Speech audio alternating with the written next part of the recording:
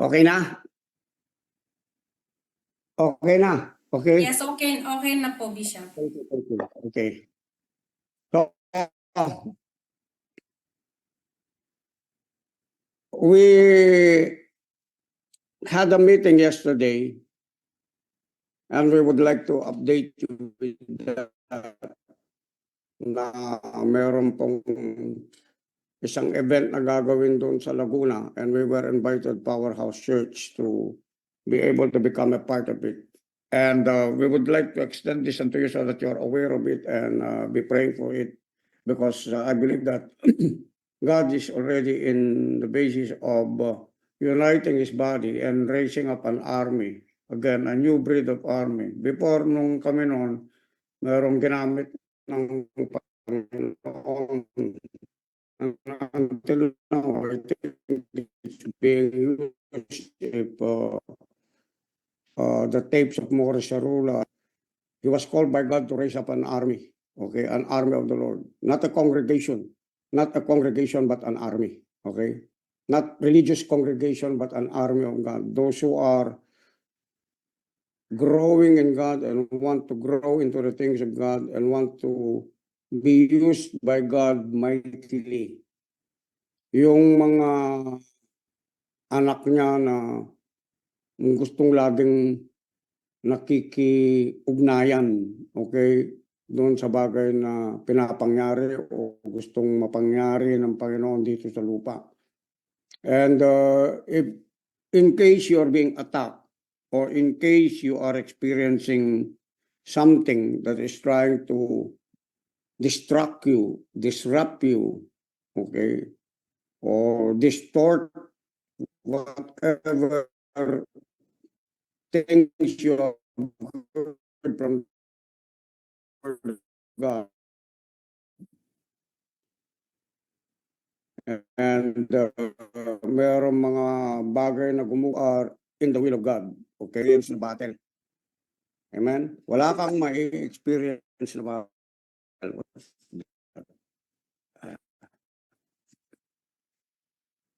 No, it's okay. It's okay. Maybe mine. Okay. Oh, I would encourage you, it's just because God is building you up. God is building us up as a church. Powerhouse is a church that will be used by God to be able to bring the will of God to the people who are in the world who do not know God. And that He is equipping each and every one of you, not only for your own prosperity, for your own edification, it starts there, but it will build you up so much to strengthen you, to be able to get involved into what God has in mind for the whole world in knowing Him, so that there will be a glorification of His fullness in the earth. At tayo kasama po tayo doon. Amen po ba? So, sino yung dumating sa Manpower nung Saturday? Manpower. Okay. Could you share something, Robbie, what you have experienced? Anong pinakita ni God doon sa Manpower sa'yo? Actually, it's more of the things that I was able to hear po no, during the Manpower. Especially din sa part ni Pastor Dindo po. And I had the chance to talk with our youth at that time, and they were able to share the same experiences that they had, that they were under attack by addiction to pornography. And they mentioned that day that the mistakes of our leaders are now a blessing to us, because they have already succeeded those lessons in their life while they were learning and in their walk So it's really at the best time to hear the stories of other people, and I am really so much blessed to be a witness of what God is doing, not only to our leaders but to our new generation at the same time. Okay. Thank you, Robbie, for sharing that. No, kasi I'm thinking about things that will happen. Okay, I am pointing you to a place where we are going. That is the place of what God has called me to do, to be able to lead you where God is leading us by the Holy Spirit. And it started with manpower, probably, I think this quarterly, okay, quarterly, there is already another schedule, okay. After this, it was already been advertised and been dated. And I believe that even women will have to come into a place of doing also this thing after 2 months, and then women will have conference. So 2 months, after 2 months, it is what we call, we have what we call an alternate, okay, of getting into a conference of men, women, men, women, men, women. Why? What is this for a purpose? Because God is building a stronghold within his family, is building up army, warriors of God. Amen. I think this is what Christianity is all about. Okay, it's about the kingdom of God. It's about the kingdom invasion here on earth, in taking what is from the kingdom of darkness and bringing it into the kingdom of light. That is how it is to be. And God is uniting our spirits together and even our minds together, that if we become a child of God, we have to change the setting and they have to change the setting. What is that? That's why it's called a new creation. Pag new creation ka na, magbabago lang talaga yung lahat ng bagay sa buhay mo. Okay? Huwag ka nang magtaka. Ang gagawin ni God, yung makamundong kaisipan mo na makasarili, okay, babaguhin niya ng corporate na kaisipan. Okay, that's why it's called the body of Christ. Amen. Pag nasa mundo ka, lagi mong iniisip, sarili mo lang, kumisan pamilya mo, o kaya kumisan kaibigan mo, o kaya minsan asawa mo,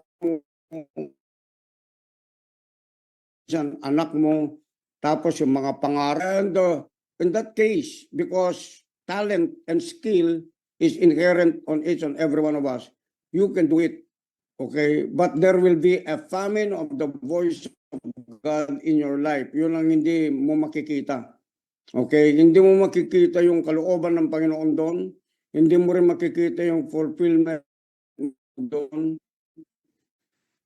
Hindi mo rin makikita yung satisfaction mo doon. Kasi lahat, okay, that has their mind on those things. Okay, nandyan doon sa mga bagay na yan. No matter how high they try for those things, no matter how high, okay, their aspirations, their ideals concerning that, they find themselves seeking after something that they really do not really have. What is that? It is the voice of God in their life. It is the life of God. It is the purpose of God in their lives. And whether you like it or not, kahit nakapag-ipon, na makikita po natin yung mga celebrities na kung nanonood, if you're watching Instagram, the celebrities like Michael Jackson and all of the celebrities right now that are resisting God and trying to find their life, okay, in this world, they end up doing suicide. Others are now into the what we call satanic and demonic activity. Siguro nakita po ninyo yung latest, no, na pinakita nga ni Robbie, nag-send si Robbie sa akin, no, nung is it athletics, from the athletics, Robbie? Can you share something a little bit on? Olympics po, Bishop, wherein they did a Yeah, the mock Olympics, yeah, where athletes are involved, right? But what they did actually is not about uh, something to do that has something to do with that, if you understand what I mean. But they had what we call a satanic ritual. Okay, ganyan na po yung nangyayari sa mundo ngayon. Now, if people are not aware, and if children are not aware, if young people are not aware of that, they don't know anything about the Word of God, they don't know anything about the Scriptures, they don't know anything about the voice of God, they don't know anything. They will be influenced by that, and that seed, that kind of satanic seed would enter the household, would enter family members, would enter this generation, and this generation will start worshiping not really God, but Satan himself. Wala na pong pinakamatinding, pinaka-spoiled na generation, kundi yung generation po natin ngayon. Yung generation ng mga young people. Everything is already here. You look for it, everything is already here.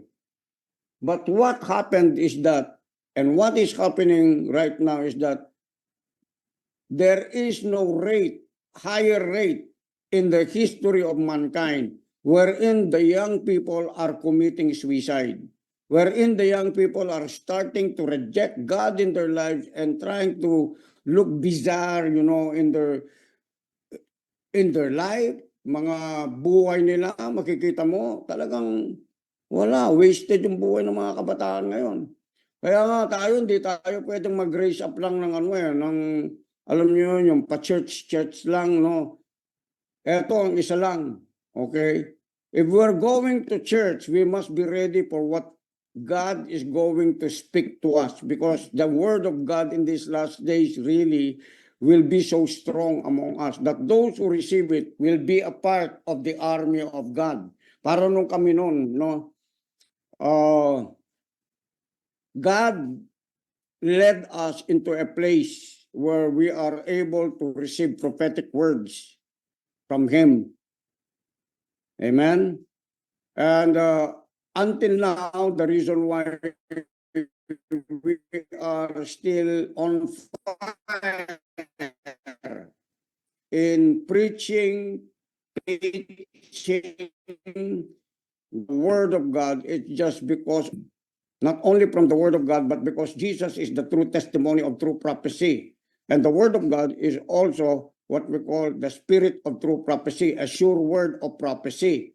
Okay? Pero we never did, okay, allowed ourselves to be weakened, to be conditioned by what the world is dictating. Kung anong dinidikta ng mundong ito para sa amin. And I believe it is the same thing that even in the old, God pulled out, you know, people whom He has chosen. Even at the times of Gideon, there were 300 people. Okay, there were 300 men in whom God has chosen, and He used Gideon to choose them, and they were even only 300 people, 300 men who will go to battle, who will go to war. So, what has God changed His mind? No, God never changes His mind.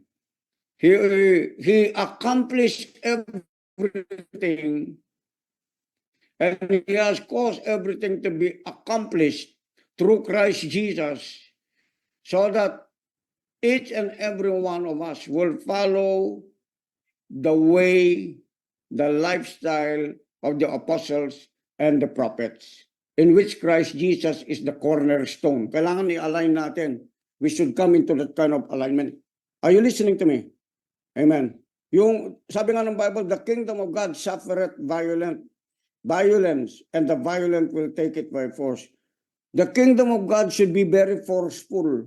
We should be very forceful in our walk with God, in our prayer life, you know, in our passion of hearing the voice of God and the word of God, in coming to church. Kapag tayo, nag-church tayo, kaya lumatag ako nung Sunday patungkol doon sa importance. Why do you need to come to church? Why do you need to go to church? Why do you need to commit to go to church?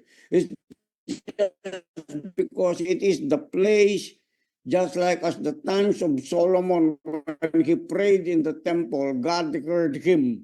It is the same thing until now. Although we are the temple of God, yet we have to come corporately together in the congregation of the righteous to be able to lay down our lives, offer our bodies as a living sacrifice to worship God in the beauty of His holiness and in all His goodness.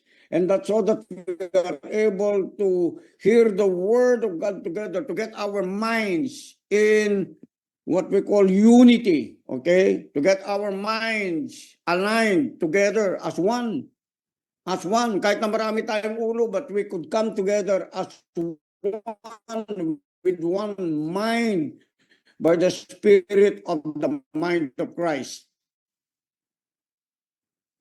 And yung pati yung belief natin, and we could stay in believing and increasing in our faith by hearing and hearing by the voice of God. That is the process that we are going through right now. And God is enrolling us into what we call a boot camp so that we're able to root out. Kaya tinatawag pag boot camp, there should be rooting out. There should be rooting out. There should be what we call the pruning. Okay, and to each and every one of us. Kaya sa church, makikita mo dyan, maririnig mo kahit dito, daily, ano, yung mga bagay na nasa atin pa, kinokorek talaga ni God yan, tinatapyesta ni God yan, yung mga luma natin na mga pag-uugali, mga luma natin na mga standards, mga religious natin na mga standards, tinatagbas na ng Panginoon yan. Yung mga unnecessary na mga pangarap mo, ambisyon mo sa buhay, hindi na pwede yan. You have to incorporate your life on the basis of the dream and vision of God. There is only one vision in the kingdom of God, not ambition. Ambition is only you. Kaya kapag halimbawa nakikinig kayo sa iba't ibang mga teaching, and they're just talking about your only success as a human being but not incorporated within the body of Christ, those are false teachers and false teaching. Those are false prophecies. If your affirmation is just for your own self to grow in who you are, in your identity in Christ Jesus, but you refuse to connect to the vision of God, the dream of God, and be a partaker of it. Kasi kailangan buo Kung church tayo, buo tayo. Isa lang yung isip natin. Pag sinabi na God, go to this place, we go to that place. Kaya nga meron tayong tinatawag na division of labor from different leaders in whom God has appointed to Powerhouse. And different from different churches also. Kaya ngayon, halimbawa, pare-pareho lakad ninyo, God will cause you to be united together. I-unite tayo ng Panginoon doon sa mga tao who have the same mind and the same spirit, the same vision that God has given unto them, and the same raising up of what we call a new breed of soldiers and army into the kingdom of God. Ngayon, i-connect ko dito yung dream ni Aliana. Aliana, could you state your dream? Kung pwede mong basahin mo. Kasi may kinalaman ito dito, no? I think this dream occurred when? Did it occur? The other night po, Bishop. Balik kahapon The po other ako night. ng morning. Yes po, nag-chat po. Okay, please. Basahin ko. Yes po, Bishop. Good morning po, everyone. Basahin ko lang po yung chat ko sa inyo, Bishop. Bali, nag-chat po ako kay Bishop yesterday morning regarding po dun sa napanaginipan ko. Sabi ko po sa kanya, blessed day po, Bishop. I just had a dream last night po and I want to share it with you.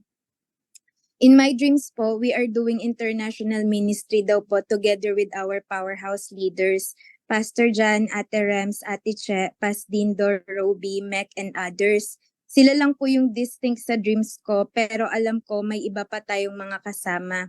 And in my dreams, sa slum areas po yun, either Thailand or Malaysia. But on our way daw po, nalilid po tayo sa isang mahabang daanan na puro piled up, dried, almost white na po sa pagiging dried na mga dead bears. ang taas po ng pagka-piled up sa kanila, mga hanggang waist na po natin.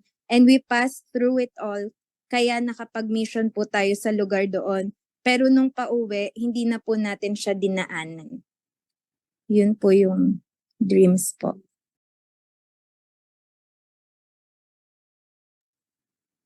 Okay, the dream has something to do with what we call dead bodies.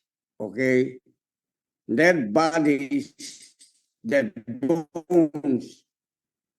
It has something to do with that, but we bypass them. Okay, ang ibig sabihin, we walk above them, right? We walk above them. Okay, this is a prophetic dream. And it has the same interpretation just like in Ezekiel 37. How many of you have read Ezekiel 37? Could we go to there? Ezekiel 37. The Valley of Dry Bones. Okay. Yung kwento po ng, hindi lang kwento, kundi the nature of that chapter and that scripture is a prophetic nature of God telling Ezekiel, okay? Doon sa tinatawag na the Valley of Dry Bones, Ezekiel 37. I don't have so much time to read this. It's just because mahaba ito, no? Pero ang sinasabi po nito, ang objective po nito is that yung si Ezekiel is a prophet. Okay? A new church in the New Testament is a prophetic church. It should be. Because it was birthed by the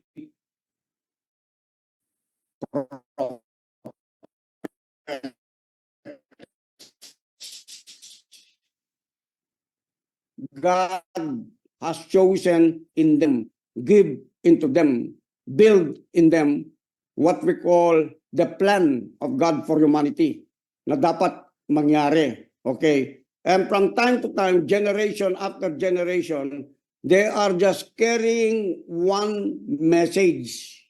Okay? One message. Isang message lang. That this earth shall be covered with the knowledge of the glory of God, just like as the waters covers the sea. So from the time, since the time are pointing to one Savior, okay, because of what happened to Eve and Adam. Adam was separated from God, but God had in mind a reconciliation by the second Adam. Now that Christ has come as the second Adam, he has to reconcile humanity on the basis of how he intended man to be with him in eternity. Not temporarily, but in eternity. Kaya yung baguhin, hindi mo pwedeng i-alter yun. Okay? Kahit na inalter yun ng kaalaban natin na si Satan, si Lucifer, now God has brought, restored, reconciled back His plan to every child of God who has come to receive Jesus as their personal Lord and Savior. Pero tayo ay tuturuan ng Diyos, kaya pumasok doon yung tinatawag na equipping. That is why there is an equipping of the saints. There is an equipping of the children of God. There is an equipping of the saints. There is an equipping for the furtherance of us to be united together para maging isang katawan tayo, isang isip, isang katawan. Nakikipag-ugnayan doon sa isang ulo lang. Wala po tayong maraming ulo. Hindi po tayo medusa. Are you with me? Amen? We're not monsters. Yung monster, dalawang ulo yan. Kaya ang ginagawa ng Panginoon, yung mga inappoint ng Panginoon doon sa Ephesians chapter 4, yung tinatawag na fivefold offices. Offices po yun. Okay? Some, sabi niya, some. Hindi lahat, some. Some apostles, some prophets, some pastors, some evangelists, some teachers. Okay?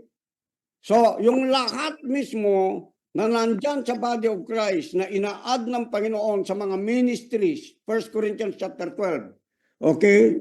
Yung lahat, nandun yung mercy, nandun yung giving, nandun yung exhorter, nandun yung tongues, nandun yung prophecy, nandun din yung apostles, nandun yung evangelist, nandun yung teachers. Okay? Yung lahat pina-follow nila. They are following the order of the head, Christ Jesus. I am here to follow and to be led only by the order of the head towards his church. Less, greater than that, it's nothing. Anything doesn't matter to me anymore. Even the things that are in the world, they don't matter to me anymore. Nothing in this world. I have no ambition of my own. I am here to fulfill the dream and the vision of God for humanity. That's all. Ngayon, kung makaka-friend, either sooner or later, I will get married. But if you don't have this kind of mentality, you're not for me. Are you with me? You're not for this church. Are you with me? Kung gusto niyo, pumunta kayo doon sa iglesia ni No Cristo. Pumunta kayo doon sa mga nagtatayo ng kanilang mga simbahan at sinasabi nila sila lang maliligtas. Alam po ninyo yun? No. The purpose of God is to save humanity. Are you with me? That's why we are bringing our minds together. We're bringing our gifts together. We're bringing our talents together. We're bringing our resources together so that we could spread out and do the will of God. Yung mga gifts ninyo, mga talent ninyo, ipaglingkod nyo yan sa Panginoon. And that is what matters before God. Amen? Stop worrying about your needs. Stop worrying of what you're gonna eat. Stop worrying about what you're going to wear. Kasi sinabi na ng Panginoon yan, stop worrying about that. Hindi ba yung mga birds, sabi niya, ano sabi niya doon sa mga hayop, dinadamitan ng Panginoon yan. Ibig sabihin ng Diyos, okay, ganito, huwag kang mag-worry na ganyan. Hindi ibig sabihin naman magdamit ka kamukha ni Moses ng mga panahon na yun. No, Moses was in transition until it became Solomon. So, ang glorious ng pag-glorious. And then sabi ng pagkahari at pananamit ni Solomon, lahat ng bagay. When you talk about Solomon, that is what we call a reflection. It should be in the church now. Are you listening to me? Why? Because everything has been provided by Jesus. You could wear the best of what you can wear. Hello, you could ride the best of what you can ride. That is what God is saying. Kaya in-include niya si Solomon. Bakit? Because greater than Solomon now is here. Who is that? He's Jesus Christ. Nakukuha po ba natin? Ngayon kung halimbawa, you're too much worrying about this one, about that one, hindi mo maiwan. You could not exchange it for the true call of God and the choosing of God over your life. I'm sorry, you cannot see the glory of God in your life. You cannot see the glory of God on the earth. Why? Because God will operate in His bride, in His body already of believers. Yung body of soldiers ng Panginoon.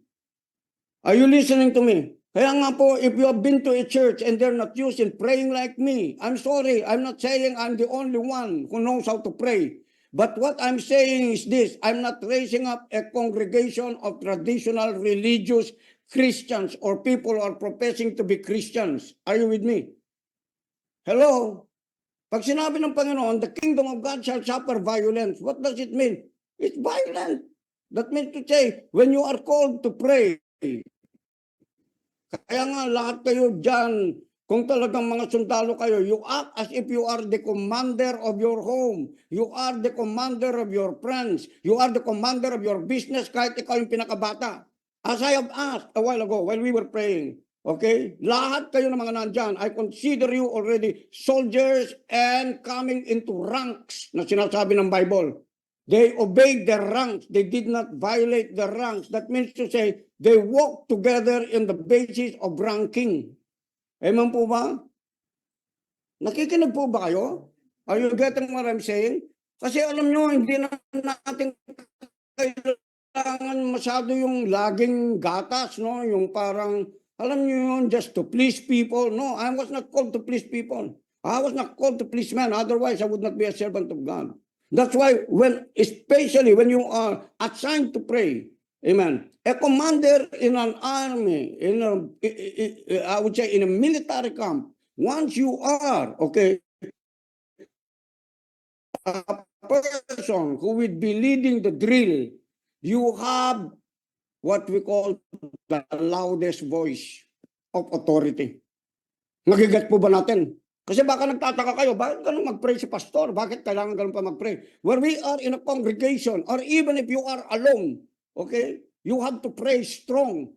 That's why a lot of quote Christians are praying after they have prayed, okay? Hindi pa sila nakakalabas doon sa bahay, defeated na sila. Bakit? Because they do not have and exercise strong or strength of power and authority of God against evil forces, principalities, and rulers of the darkness of this world. God trained me for years and years and years. I'm already 50 decades in where I am walking and moving, not only in the ministry, but in my personal life. Naintindihan po ba natin that I even have to face death for me to be able to be back again, because God is saying, the spirit that raised you from the dead, that raised me from the dead, is the same spirit that will quicken, raise you from the dead. Andiyan po ba kayo? Kasi pag nag-ministry po tayo, kailangan supernatural at miraculous yung ministry. Gagaling yung mga tao, yung mga taong patay, kung talagang buhayin, mabubuhay sila, kung meron pa silang purpose. Yun ang ministry natin. Naintindihan po ba ninyo? Kailangan supernatural kasi the church is supernatural.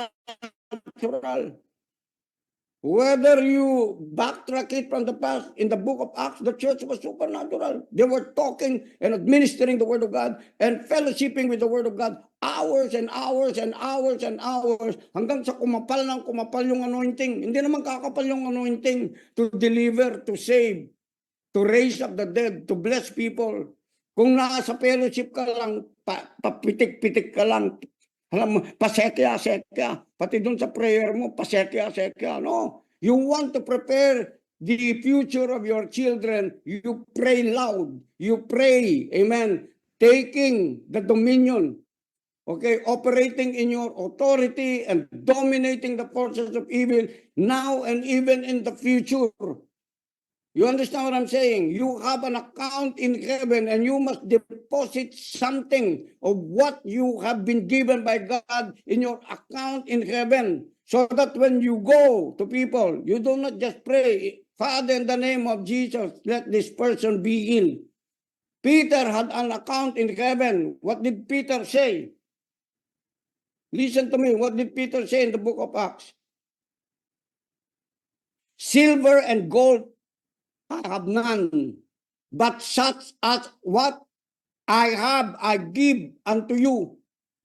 Rise up and walk. Nakuha po ba natin? In the name of the Lord Jesus Christ that I have in me, rise up and walk. He spoke it. He did not even pray. He commanded it. Nagagat po ba natin? Hello?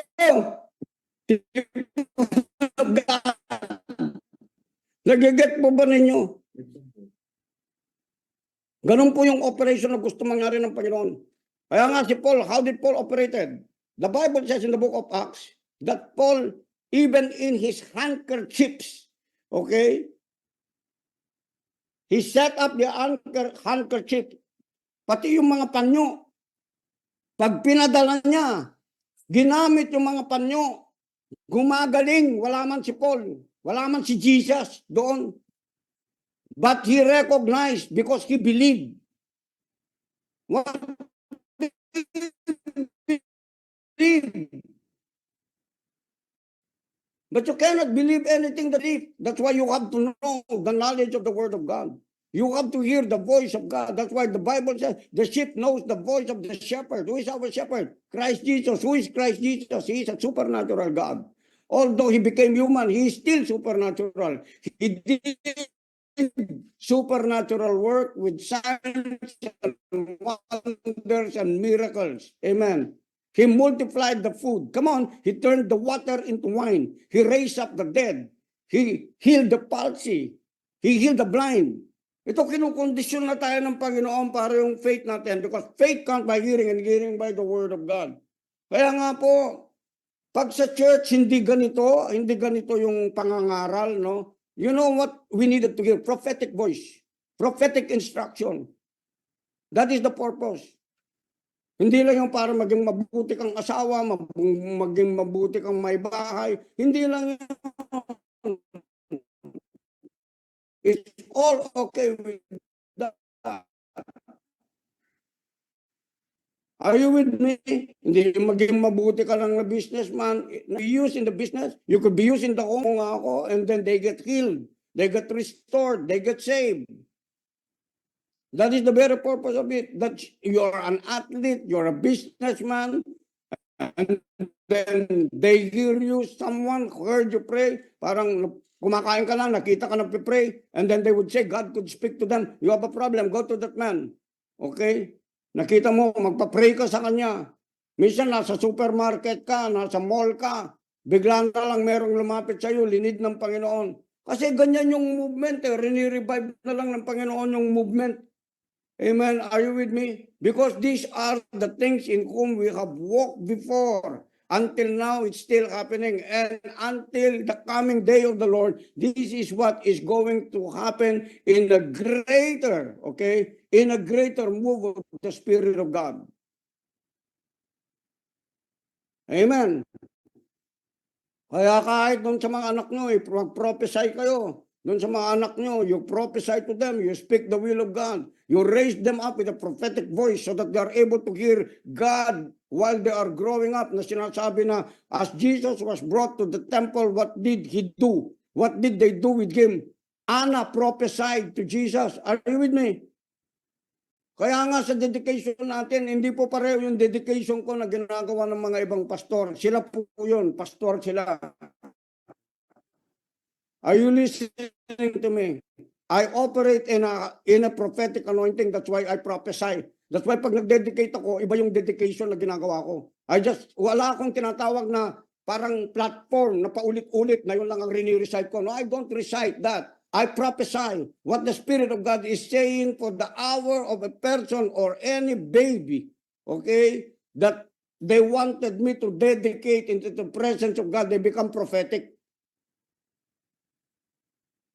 Naririnig po ba ninyo ako? Alam niyo kung bakit marami mga Kristiyano mahina? Konting ano lang, reklamo, problema, laging pabalik-balik doon sa trauma. Kasi hindi nila naintindihan ng prophetic. Kapag prophetic ka, alam mo yun, alam niyo po yung sinasabing it is finished. Kaya it is finished po yun. It is really finished. That's how it is. That's how it is. Kapag linatag na sa'yo, it is finished. Okay? Yung trauma mo, yung old man mo, yung pain mo, yung woundedness mo, yung kasalanan mo, finished talaga lahat yun. If ever you are feeling something still is trying to haunt you, that is in the realm of your soul, your emotion, and that is in the place of an unrenewed mind of the Spirit of God. Kaya dito sa Powerhouse, linalatag ko po, ganun no? Linalatag ko, saan ka nang galing? New creation ka na. Pag new creation ka, this is what happened to you. Okay? I will mention everything. What is in that sin? In everything that you had from the past came from sin. Okay? It's an origin of sin. Yung bad na nangyari, yung poverty mo, yung hurt mo, yung broken relationship mo, it's all of the past. You have to decree and declare continually. Whenever it tries again to haunt you, to make you feel that way again back, you have to declare only one thing. It is finished. I don't have to think on that anymore. Whatsoever things that are true, pure, lovely, and of good report, I can think on these things, and I have the peace of God which passes all understanding. If it comes back again, do that kind of repetition until you hear your voice, until it becomes the voice of God in you. Are you listening to me? Amen. Ganon po yan. Hindi po pabalik-balik. Hindi po tayo yoyo. Amen? That's why ito, dinidecree ko everything, every way, in every way. Okay, those who haven't been with me for a very long time, you do not understand what I'm talking about. but those who have adopted the teaching in which God has taught me about it. Are you with me? Amen po ba? Kasi hindi nyo talaga ma-adapt ito hanggang kung paganyan-ganyan, paganyan-ganyan. You come to church, you do not come to church, nag-attend ka ng morning prayer, tapos wala ka na naman, nag-attend ka ng ganito, tapos wala naman, nawawala ka, tapos yung iba, kaya yung iba, sala sa init, sala sa lamig. Okay? Hindi lang natin binubuhay yung mismong ginigising yung mga tulog. Yung mga merong half sleep. Alam yun? Buhay mamaya tulog. Buhay mamaya tulog sa espiritu. Kaya makikita mo, very slow eh. Are you getting me? Do you understand that if you are walking in the Spirit of God, God will speed up, God will accelerate even your thinking, even your vision, even your body. It will, kaya nga sabi ng Bible, the Spirit that raised Jesus Christ from the dead is the same Spirit that will quicken your mortal body. It will get you out of laziness. Tatanggalin yung laziness mo sa Espiritu. Kaya yung Spirit mo is always active, receiving from God. Laging nakatono yan. Laging naka-smile yan. Are you with me? Hello? Ang tutulog-tulog. Sa military, pwede ba yung tutulog-tulog ka? Hindi sisipain ka doon. Punta ka ng PMA. PMA pa lang yun. Tignan ko lang. Hindi ka mapapapush up doon ng 100 kagad. Pag ikaw, papatay-patay ka doon. Maintindihan po ba natin? Amen. Amen. Ngayon, if you're being offended by me because I'm trying to build you up and strengthen you, you could not be strengthened by weak words. I'm telling you, Jesus never did produce weak words. That's why the Pharisees were offended by him. Religious leaders were offended by him and they said he has a demon. Why? Because he seems to be rude. No, he's not rude. He's very loving. Amen. And this is what love is all about. This is the God kind of love. Dapat hindi ka nagdaramdam. Are you with me? Pag na-open ka, ibig sabihin, hindi mo naintindihan kung sino ang Panginoon sa buhay mo. Hindi mo naintindihan kung sino ang Ama mo. Amen. Na nagmi-minister sa iyo at ang Holy Spirit na nagli-lead sa iyo. You got to learn to love corruption. That is the very first that you should be and having that kind of understanding that when you come as a child of God, be born into the kingdom of God, you have to learn what the scriptures is saying, that the scriptures is God-breathed and it is profitable for what? Instruction, for teaching, for reproof, for correction, for rebuke, so that a man of God, a child of God, would be coming into what we call becoming Christ-like. That's why Christ was strong. He went to the cross. You can't go to the cross being weak. You can't die being weak. Are you with me? Kaya nga ito, meron akong, I could boast that God is real. Why? I faced death. I faced death with the intercessions of our brothers and sisters in Christ Jesus. But if God has not really placed something within the inside of me to resurrect by His power, all of your intercessions will be invalid. Wala rin. Kasi maraming pinag-pray na pastor, namatay pa rin. Are you with me? Why? It's in my spirit. That's why God called me to move this generation, to move even your generation, to stand. Amen. To stand like Jesus, to stand like the apostles and prophets, to be able to minister to your generation. Huwag mo nang hintayin yung anak mo, siya pa mapoprophesy sa'yo. Huwag mo nang hintayin yung anak mo, let's go to church. Huwag mo nang hintayin mo yung anak mo, let's pray, be baptized by the Holy Spirit, walk in the Spirit, have the gifts of the Spirit. Katulad nung nangyari sa ating kapatid na nagtuturo ngayon. She has been hearing me together with my wife about the baptism of the Holy Spirit. I pray in tongues loud. Alam mo yung mata, gumagano lang. Oh. Pero alam niyo, nangyari, iniwan niya mismo yung pati yung bahay nila doon sa San Jose. Pumunta siya. Saan siya pumunta? Pumunta siya. Okay? Doon sa lugar na kung saan siya, okay, tinawag ng Panginoon para mag-aral sa Bethel. Bakit? Yung anak niya ang naka-experience. Nakita niya yung anak niya nagtatangs ng malakas. Nakita niya yung anak niya nag-ooperate sa spirit. Sabi niya sa loob niya, Hindi ko naranasan sa pagkabaptis ko ito. Pero dapat naranasan na niya. At the times lang na na-encounter niya ako, na-encounter yung misis ko. Amen? Kasi I was pointing to her, you need to be baptized by the Holy Spirit. Your religion cannot do anything to you. But you see, she was just... Alam po ninyo yun? Dapat i-crave mo. Alam niyo kung bakit, paano ako naging ganito at maging yung mga kasama ko? You crave it. You desire it. You got to have a strong passion for you to have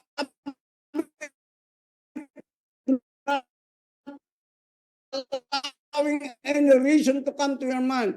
I don't think. If Jesus prayed like Paul prays, Paul said Revelation. He is the one who's written, praying in the Spirit, groaning in the Spirit, travailing in the Spirit. Romans 8:27, 26, 27. That's why he was the one who declared. And all will work together for good to them that love God. You know what? All things will work together for good to them that love God. Doing in tongues with groanings and travailings. Stop praying shimi, shu. Wata mag-pray ka, sanay ka mamang Korean food, samjupsal, lamo na mo. Nakakitang kaluguran ko, dapat na mabaptize siyang Holy Spirit. No matter how big your church is, listen to me, no matter how big your church is, if you are not baptized with the Holy Spirit and the fire is not in the church, there is no such thing as power there.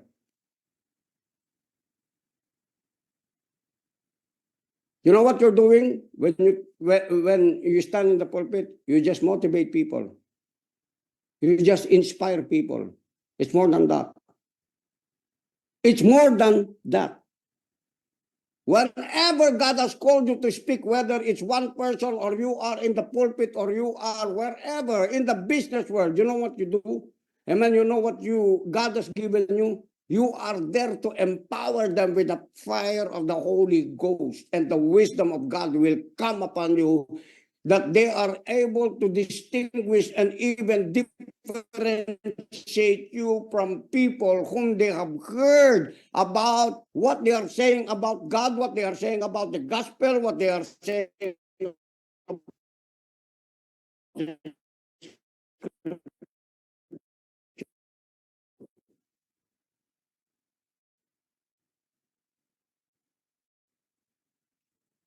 Kailangan pa ang how? By the manner on how you talk, by the manner on how you speak. You don't compromise. You speak the truth. Are you with me? Whether they like it or not, whether they will hate you or love you for what you have said, it's up to them. It's up to them. Because the Bible says, not all believe. Nakukuha po ba natin? Did you know that even Jesus rebuked the apostles? He rebuked the disciples. Where is your faith? Kung nakikita nyo, katatapos lang ninyo nakita yung mga supernatural. You know what? When Jesus said that, it seems it's true. Kung sasabihin ko sa inyo ngayon ito, where is your faith? Ma-offend kayo, tama? Pero it's still Jesus saying it to you. Are you with me? Still Jesus saying it to me. At that time, we don't have not use your faith. Ano nang kinuha na ako?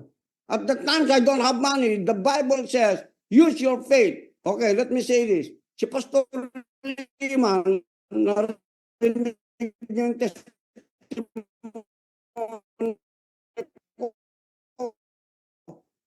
Nagtatravel kami doon sa unang travel pa rin. Sabi ko, angels, load gas into my gas tank in the name of Jesus. We will not run out of gas until we reach our destiny. You know what? We reach our destiny. By the time when we reach our destiny, it didn't work anymore. Bakit? Kasi pwede ka nang bumili doon sa gasolinahan ng panggas ko. By the time nung nagtatravel kami, nasambales kami, by the time, there was no gasoline station. But the Lord brought us into our destiny. Are you listening? Si Pastor Liman, ganyan nangyari. Nagmomotor siya, papunta siya ng San Fernando. Bumalik siya ng San Fernando, Narinig yung testimony, in-apply niya. Ano sinabi niya? Kung nangyari kay Pastor Eric ito, mangyayari din sa akin kahit wala akong gasa andar itong mismong motorsiklo ko. Alam mo niyo ano nangyari? Tumigil siya dito sa kanto namin na merong gasolina. Wala nang gasolina mismo yung motor niya. Kaso nung nakatigil siya doon, sakto parating ako. Sabi ng Panginoon sa akin, bigyan mo ng panggas yan, walang gas yan. Binigyan ko ng panggas. Sabi nga, sakto ang Panginoon, talaga, wow! Ito, totoo po ito. You could hear Pastor Lehman make this testimony. Narinig ni yung mga nakakarinig, na in-apply nila. Okay, they heard it, they believe it, they act on it. Ganun lang kasimple ang Bible. Narinig mo, mag-act ka. Wala kang pera, mag-act ka. Just start walking, just start doing something. And God will provide for your needs supernaturally. Amen. Hello? Ay nako, people of God, hallelujah. You're walking in the realm of the supernatural. Amen. Amen. Okay. Amen. Now, let me read the scripture. 1 Thessalonians 2:13. Let us start now. Let us begin.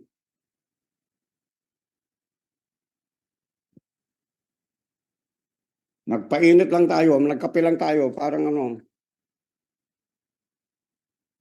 Ha! Hallelujah. Ha! At the time of Paul, when Paul was preaching, it reached midnight. The man who was listening to him fell from on top. He died. Namatay. Sabi ni Paul, bumaba si Paul. Pinag-pray niya, rinaise up na yung patay. Bumalik uli, nakinig uli kay Paul. Ganun lang naman ang activity ng Diyos. Alam niyo, sa atin dapat ganyan eh. Sa atin dapat mas greater. Di ba sabi ng Bible, greater of these things shall ye do when I go unto the Father. As I am, so are you in this world. Ganun po yung meditation natin. Always let us stir up one another, amen, into a place where we could be walking in the realm of the supernatural daily.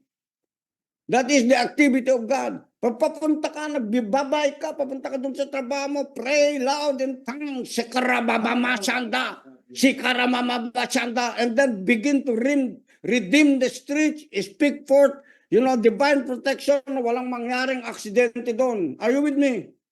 Amen. Amen. Tulog pa yung iba. Tulog yung mga dugo nyo. Dapat kayo, sumisigaw na kayo sa bahay nyo. Alam nyo nung kami? Okay. Alam nyo nung kami ganito? Okay. Wag mo nang sabihin kayo yun eh. Hindi, kung lesser yung sasabihin ko, pwede nyo sabihin sa akin yun. Kaso wala pa akong nakikitang ganun eh. Ngayon sa generation nito. That's why I'm building it up. Are you with me? Are you with me? Kapag nag-fellowship kami, it doesn't matter kung 5 lang kami, 3 lang kami.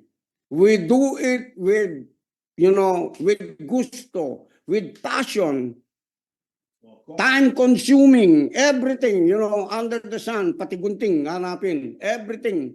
Amen. We do it that way. That's how the apostles and the prophets, when we're doing that, you know what? As if we are gathered together with the witnesses, with the apostles and prophets, and with the disciples at the times of Jesus. You have to be in that kind of spiritual atmosphere. Did you know that you can shift from the place where you are in your body, in the flesh, into the realm of the spirit? That when you're in the realm in the spirit, you are in the heavenlies. That's why God said, Paul said, you are seated together with Christ in the heavenly places. Amen. You know how it happens when you're seated together with Christ in the heavenly places? You're fellowshipping, suddenly time passes so quickly. Okay, lumipas na ang 5 oras, hindi pa kayo tapos, gusto nyo pa. Lumipas na ang 1 araw, gusto nyo pa. Lumipas na ang 2 araw, gusto nyo pa. Lumipas na ang 1 linggo, gusto nyo pa. Kulang pa ito. That is what we call when the prophecy of Amos said that in the last days there will be a famine of hearing of the voice of God. They will go from sea to sea. They will go from land to land, soil to soil, country to country. different places. Why? Even the rich people are doing it now all over the world. They're traveling.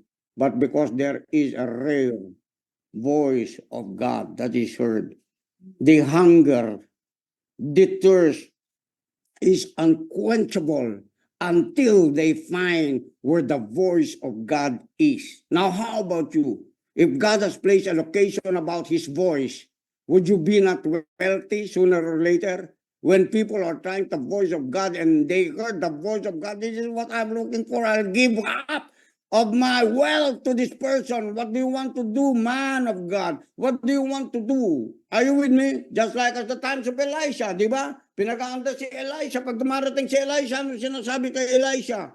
Amen. We prepare a house for you. We prepare the room for you.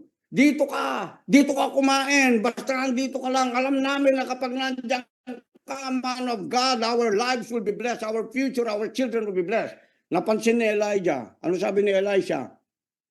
I think this woman is in need. Ask her. Sabi nung kasama niya, okay, wala siyang anak. Alam niyo ano sinabi ni Elisha? Come here. Hindi niya sinabi pag-pray kita para si God bless ka ng anak. Because Elisha had an account in heaven to be able to release a child. What did he say? I'll give you a son. Wow! Blasphemy. Sa panahon natin, blasphemy. Alam mo kung ikaw nakapag-create ka ng account sa langit, sa'yo yun. You could withdraw anytime. You could withdraw resources. You could bless people. You could say to the person, you're gonna prosper. Do you believe what I'm saying? You will prosper in my account. Sabi ni Paul, according to the riches of God in glory by Christ Jesus, he had an account for the supply that every person, every disciple by his time in the church would receive grace from God. Why? Because he has an account to bless the people. It's the same thing. If you develop this, you will always have an account from heaven that whosoever will be in need once they approach you, and when God leads them to you, you could speak as the oracles of God. You could provide for them. Why? Kasi you have an account from heaven. Kaya yung mga dumudugtong, pag sinabi ko, huwag kang mag-worry, si God ang bahala sa iyo. Huwag kang mag-worry, I will take care of you. I will take care of you. Are you with me? Amen. The house will be filled with meat. The house is a storehouse of God for us to be able to have meat, eat steak. Amen. Because Powerhouse is a house of God. He is the builder of Powerhouse. I will build, sabi niya, Powerhouse, and the gates of hell will not prevail against it. That's why Powerhouse is a church. It is a revelation that came from God, not me. He used me, amen. He has chosen me, he has picked me up so that I'm able to speak to you, and that so that all of you would come into the place of your calling or anointing to become prophets of this generation. Come on now, people of God. Andyan ba kayo? Amen. Kaya from time to time, I'm telling you, don't think about yourself as a church goer lang. Basta ako nag-attend ako ng church, nagbibigay ako ng tithes ko, nagbibigay ng offering. Okay, that's good. But operate in a higher order on how God has called you and chosen you to be. You have been not chosen and called to be in Powerhouse just to attend church. You are going to do supernatural acts with signs and wonders and miracles in your mouth, in your tongue, in your hands, in everything that you have, in full body, okay? In full body, the Lord is gonna use you to bless humanity. Amen? Okay, God bless you for today.